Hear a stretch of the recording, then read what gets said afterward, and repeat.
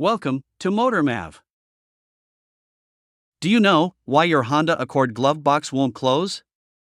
In this video, we have pointed out all those reasons and their solution. Let's see. Reason 1. Broken latches. The latches your glove box may hold onto are broken. The purpose of these latches is basically to keep the front lid attached to the box. In this case, change the latch. Reason 2. Faulty lock assembly. Your Honda Accord's glove compartment won't close if the lock assembly is not compatible with the glove box. To solve this, replacing the faulty lock assembly. Reason 3. Broken glove box hinge. It helps the door to swing open and close. If the hinge is damaged, it won't keep the box closed.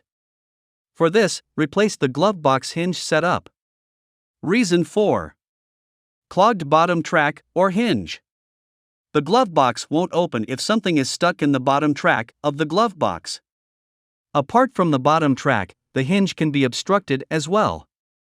In this case, unclog the bottom track. Hope you now got some idea.